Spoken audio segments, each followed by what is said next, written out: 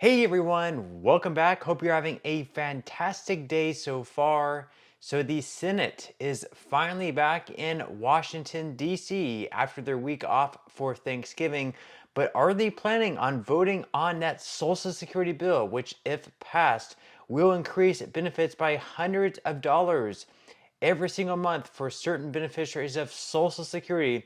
This again would be life-changing money. We are going to be covering the bill once again in today's video and the prospects of whether or not they plan on voting on this bill this week, which should pass because it does have a ton of bipartisan support. But before we go ahead and dive into the video for today, if you would like to receive up to $18,000 in free stock or $18,000 in free cash, in a pinned comment below, I will be leaving a link to Webull. All you have to do is once you click on that link is just sign up for a free account and then simply deposit at least $100.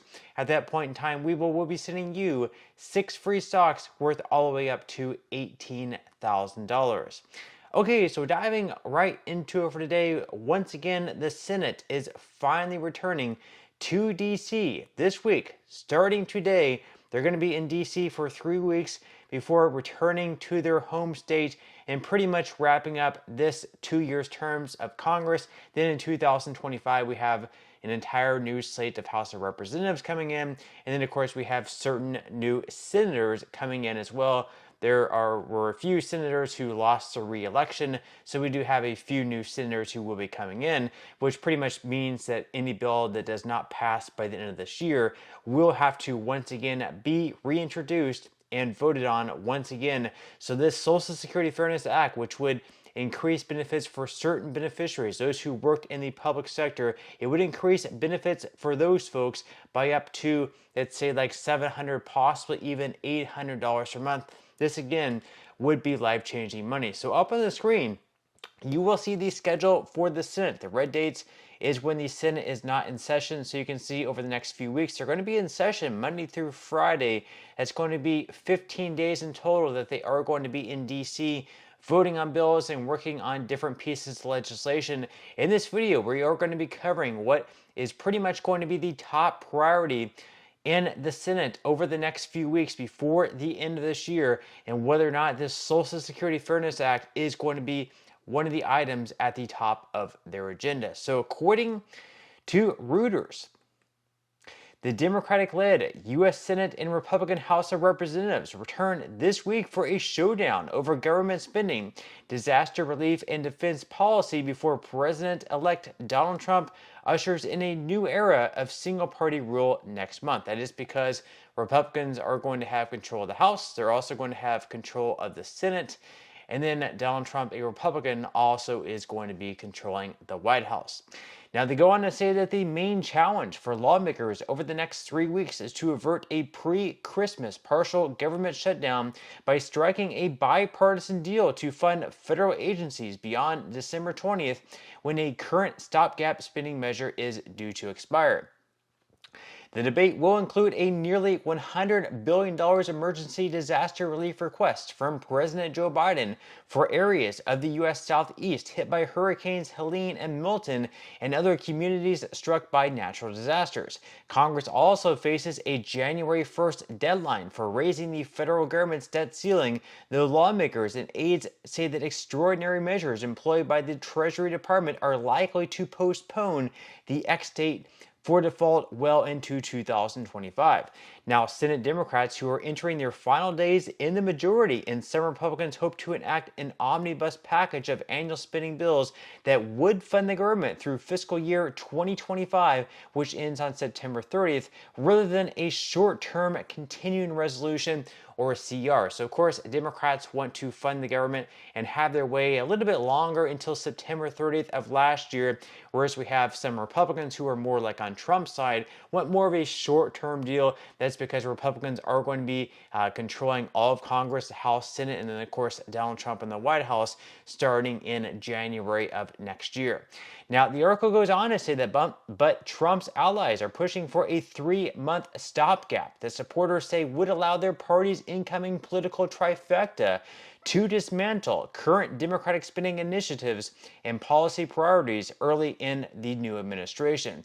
So again, in this article, among all the priorities that they have in the Senate at least, and of course in the House as well, they don't make any mention of the Social Security Fairness Act. They talk about a lot about the government spending. They don't want to, they of course do not want a government shutdown. But it doesn't seem that they really are paying a whole lot of attention to this bill that just passed in the House with a lot of bipartisan support. This is not a bill that just barely skipped by with only Republican support or barely just got by with mostly Democrats and a few Republicans.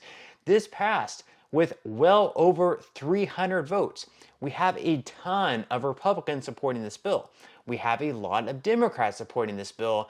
And right now in the Senate, we actually have 63 co-sponsors in total. We have 62 co-sponsors, and then the original sponsor of the bill in Sherrod Brown. That makes 63 in total. They would have more than enough votes for this bill to pass if Chuck Schumer allows for it to go on the floor. And again, this would be life-changing money. It would really drastically increase benefits for those who receive pensions, those in the public sector, but then they also worked in the private sector for, let's say, like 10, 15, perhaps even 20 years if they worked in both. But just because they're receiving a pension, they're having their Social Security benefits drastically reduced, as well as their spouses. But of course, even though it would help a lot of people, there are some people who are really greatly against this bill because they would say it's actually kind of unfair for those who only worked in the private sector and they're only getting Social Security benefits, because what ends up happening is a lot of people who end up working in the private sector a little bit, let's say like 15 years, and then they also worked in the public sector, so they're getting a pension. That pension plus the Social Security benefit is actually a lot more than if someone just worked in the private sector and they're only receiving Social Security benefits. So just for an example here, this is straight from the Center on Budget and Policy Priorities. They do lay out sort of an example here. So they say, to understand the effect of repealing the WEP, consider two people who earn $40,000 a year for 35 years, adjusted for growth in average wages. Now we have one person, Susie, paid into Social Security every year, while Stephen paid into Social Security for just 15 years and then worked outside the system for 20 years, not paying Social Security taxes during those years. Instead, he had like his own pension system.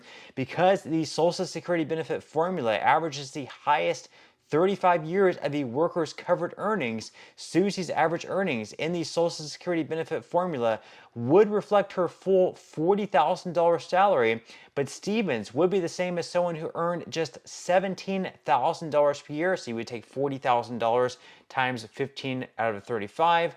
So it comes up to that. And then Susie's Social Security benefit at the full retirement age would be $1,661 per month, or $19,932 annually. That would replace half of her average monthly covered earnings.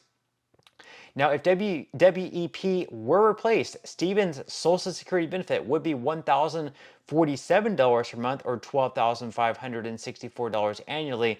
It would be relatively more generous, replacing nearly 3/4 of his covered earnings, because Social Security's progressive benefit formula is more generous to low earners. In addition, Stephen, of course, would also receive that pension just from working in the public sector, which would reflect his non-covered employment that was intended to replace Social Security, which for a typical WEP affected beneficiary is over $2,000 a month.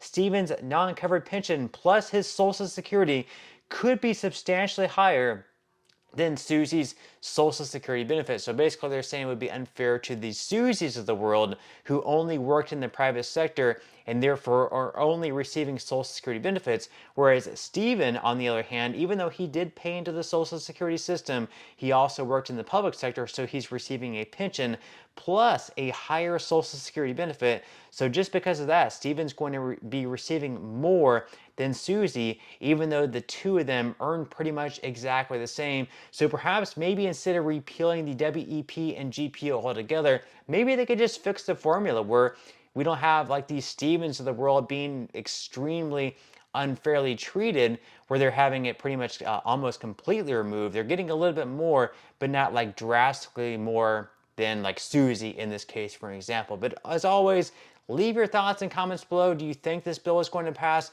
Would you like for it to pass? Leave your thoughts and comments below, but that's all we have for today's video, and I will see you in the next one.